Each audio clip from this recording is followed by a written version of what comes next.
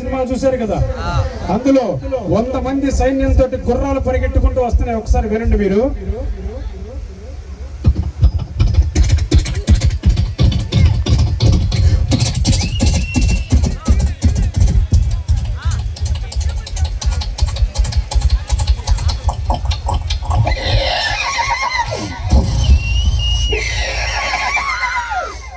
శతద్రువంశం 100 మందిని చంపి గాని సావని వీరవంశం.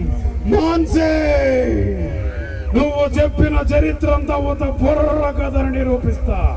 భైరవ అనగానే రామ్ చరణ్ ఒకటి ఛాలెంజింగ్ డైలాగ్ చెప్తాడు. ఆ డైలాగ్ ఏంటంటే, ఒక్కొక్కడిని కాదు షేర్ ఖాన్, 100 మందిని ఒకేసారి రమ్మను.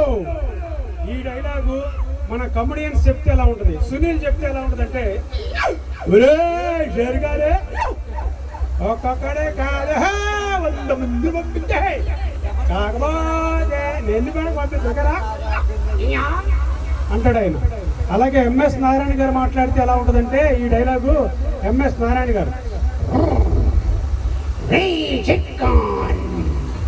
ఏంట్రా ఒక్కొక్కరిని పంపించమంటే 100 మందిని పంపించావు. ఏది ఏమైనా సరే ఒక క్వార్టర్ ఇస్తే మ్యాటర్ అంతా ఫినిష్.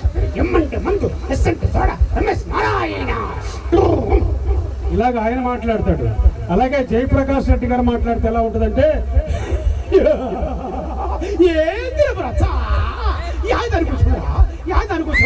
మొత్తం 100 మంది పంపిస్తాయేమి యాదారిగిరా భోజనాలు పెడతాడేమిరా కప్పుడా. ఇలాగా మన జయప్రకాష్ రెడ్డి గారు మాట్లాడితే, మన కామెడీకి ఇంకా బ్రహ్మానందం గారు అయితే ఎలా మాట్లాడతారు. ఇక్కడ షేర్ ఖాన్ నుంచొని ఉన్నాడు, బ్రహ్మానందం గారు వెళ్ళి ఆయనతో మాట్లాడుతున్నాడు. ఇలాగా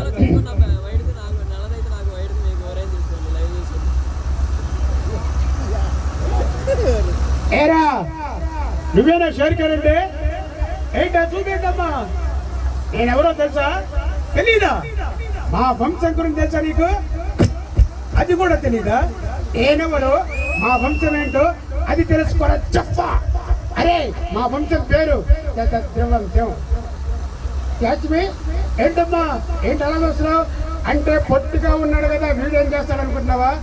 అరే ఒక్కొక్కటి కాదురా 100 మందిని గుంపులుగా చెప్పలుగా పంపించేసాయి. వాళ్ళందరినీ ఈ కత్తితోటి చిఫ్డీ చేస్తారు అనుకున్నావు, లుక్ మార్చరా చెప్పా. ఇలాగా మన బ్రహ్మానందం గారు